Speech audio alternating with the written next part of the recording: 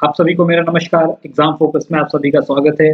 जो बचे हुए क्वेश्चंस हैं 2014 के एसएससी सीजीएल ईयर 1 एग्जाम के 26/10/2014 में जो क्वेश्चंस पूछे गए थे, तो ये दूसरा वीडियो उस पर रिलेटेड और मैं आपको लिए चलता हूँ सीधा क्वेश्चंस पे। तो वेलोसिटी ऑफ लाइट इज, जो लाइट की जो आंसर होगा 3 × 10⁸ मीटर।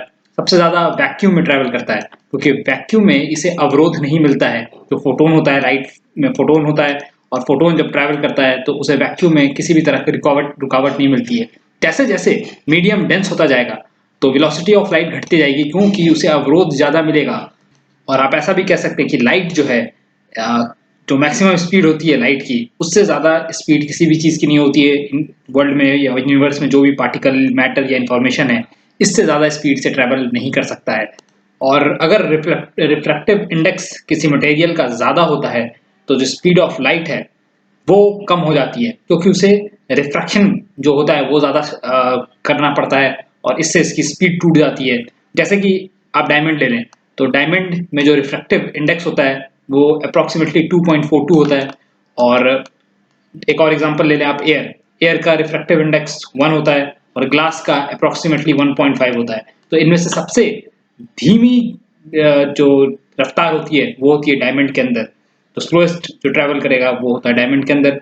और वेलोसिटी ऑफ लाइट को सी से रिप्रेजेंट करते हैं, यूनिवर्सल कांस्टेंट ही है एक। तो इसका आंसर होगा 3 × 10⁸ मीटर पर सेकंड।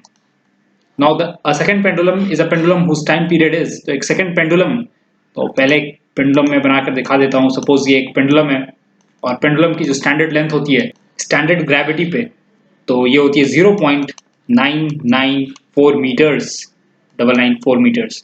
तो स्टैंडर्ड ग्रेविटी पे ये लेंथ होती है। तो सपोज ये मीन पोजीशन है, और टू एक्सट्रीम पोजीशन में मान लेता हूँ ये और ये। तो जब यहाँ से यहाँ तक स्विंग करेगी पेंडुलम तो 1 सेकंड लगेगा, और जब वापस मीन अपने पोजीशन पे आएगी तो 1 सेकंड लगेगा। तो टोटल मिलाकर 1 + 1 2 सेकंड्स इसे टाइम लगेंगे। Now the rusting of metal iron in the air needs both. तो रस्टिंग जो होता है मेटल का या आयरन का, स्टील का, वो उसके लिए दो चीजें जो महत्वपूर्ण होती हैं वो होती हैं ऑक्सीजन एंड मॉइस्चर।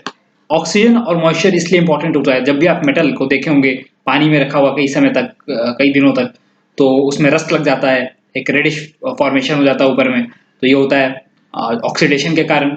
इसमें होता क्या है कि जो भी मेटल सरफेस जो एयर और मॉइस्चर के कांटेक्ट में आते हैं, तो दरअसल जो वाटर होता है वो पेनिट्रेट कर सकता है, और पेनिट्रेट होने के कारण जो हाइड्रोजन डिसॉल्व होता है, हाइड्रोजन जो होता है वाटर में, वो इन मेटल के साथ रिएक्ट करता है और एसिड्स बनाता है, जिससे जो फर्दर मोर जो मेटल का सरफेस है वो एक्सपोज होता है, और इस तरीके से करोजन प्रोपोगेट होता है। अगर क्लोरीन मिल जाए तो क्लोरीन और भी तेजी से रिएक्शन को कैरी फॉरवर्ड कर सकता है और ज्यादा करोजन प्रोवाइड कर सकता है। तो जो मेन कैटलिस्ट होता है वो होता है वाटर या मॉइस्चर। और इस तरह से जो मेटल होता है, स्टील होता है या आयरन होता है, उसे उसका जो उसको ब्रिटल बनाया जाता है और क्रम्जी बनता है। Acid rain is caused by, acid rain के मेन कॉन्स्टिट्यूएंट कौन से होते हैं? मेजर कॉन्स्टिट्यूएंट एसिड रेन के होते हैं सल्फर डाइऑक्साइड और नाइट्रोजन ऑक्साइड। और जो हमारे चिमनीज होते हैं या ऑटोमोबाइल एग्जॉस्ट होते हैं, वहां से ये गैसेस भारी मात्रा में निकलते हैं और एटमॉस्फेयर में, आसमान में ऊपर की तरफ बढ़ते हैं।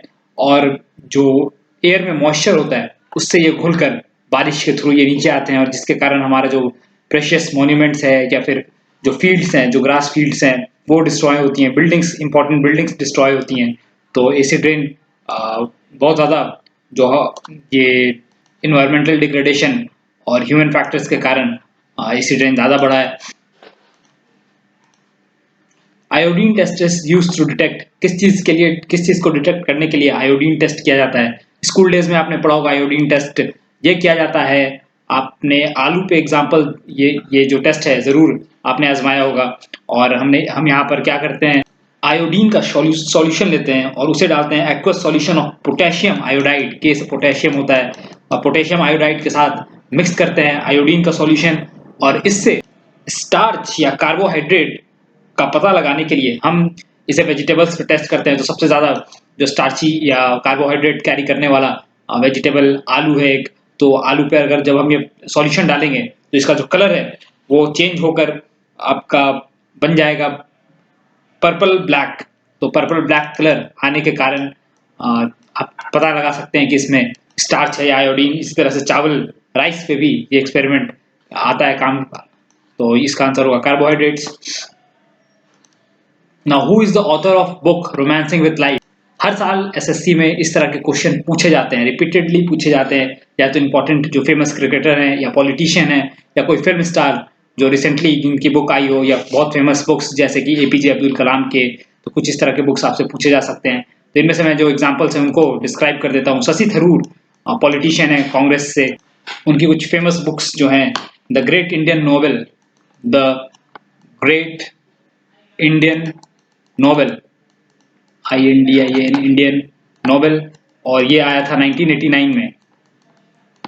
और उसी तरीके से द $5 स्माइल, $5 स्माइल, ये आया था इन 1993 आई सपोज, $5 स्माइल, यस। और पैक्स इंडिका, ये 2012 में आया था शशि थरूर के द्वारा, पैक्स इंडिका, INDICA। और इंडिया सूत्र भी पूछा गया एग्जाम में, INDIA इंडिया, SUTRA सूत्र। तो ये सब शशि थरूर ने लिखा था। और कपिल देव का बायोग्राफी जो है straight from the heart, DMRC के पेपर में भी आया था recently, straight, STRAIGHT, straight from the heart. तो ये भी याद रखना चाहिए। देवानंद ने लिखा था रोमांसिंग विथ लाइफ, और ये इन्होंने लिखा था 2007 में, रोमांसिंग विथ लाइफ। तो और उसी तरह से एपीजे अब्दुल कलाम के बुक्स आपको जरूर याद रखना चाहिए।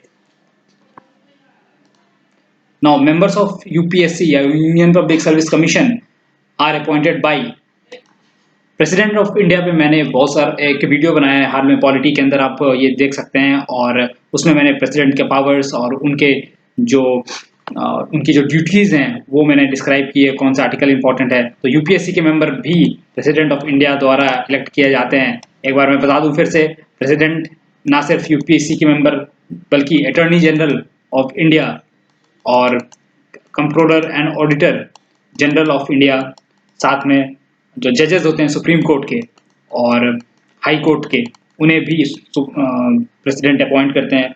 जो गवर्नर होते हैं स्टेट्स के, उन्हें भी प्रेसिडेंट अपॉइंट करते हैं। और चीफ इलेक्शन कमिश्नर इसे भी अपॉइंट करते हैं प्रेसिडेंट। और साथ में यूपीएससी के जो मेंबर्स होते हैं उन्हें भी प्रेसिडेंट अपॉइंट करते हैं। इनफैक्ट जो दिल्ली के सीएम होते हैं उसे भी प्रेसिडेंट अपॉइंट करते हैं। नाउ एरेनियोलॉजी इज, तो इस तरह के क्वेश्चन कई बार आपको रेगुलरली मिलते ही रहते हैं एग्जाम में, कुछ भी पूछ सकते हैं। जैसे एटेमोलॉजी क्या होता है, तो स्टडी ऑफ इंसेक्ट्स को बोलते हैं एटेमोलॉजी। और उसी तरीके से स्टडी ऑफ स्पाइडर्स को बोलते हैं एरेनियोलॉजी। तो ये वर्ड आपको याद होना चाहिए। जो साइंटिफिक नेम्स होते हैं बहुत इंपॉर्टेंट, इंस्ट्रूमेंट्स भी, और जो स्टडीज़ होते हैं पर्टिकुलर चीज़ की वो भी इंपॉर्टेंट होता है। तो स्टडी ऑफ माइट्स को बोला जाता है ACARO, या आप लिख लें ACARO, acarology, LOGY। Studies of बी भी बहुत ज़्यादा इंपॉर्टेंट है, एपियोलॉजी बोलते हैं, APIOLOGY।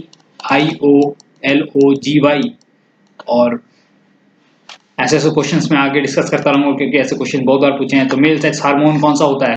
तो जो मेल सेक्स हार्मोन होता है उसे बोलते हैं एंड्रोजेंस, ANDROGENS। और जो मोस्ट इंपॉर्टेंट एंड्रोजन होता है वो होता है टेस्टोस्टेरोन। और मेल रिप्रोडक्टिव टिश्यूज के डेवलपमेंट में ये सबसे ज़्यादा सहायक होता है। और उसी तरह से फीमेल जो सेक्स हार्मोन होता है वो है एस्ट्रोजन और प्रोजेस्टेरोन। तो ये important terms. Hydrogen was discovered by 17th century में कैवेंडिश ने पहली बार पता लगाया था हाइड्रोजन के बारे में। इनका पूरा नाम जो था हेनरी कैवेंडिश है। और हाइड्रोजन जो है लाइटेस्ट एलिमेंट है पीरियोडिक टेबल का, और मोस्ट अबंडेंट केमिकल सब्सटेंस है यूनिवर्स में, रफली 75%। Okay, thank you everybody.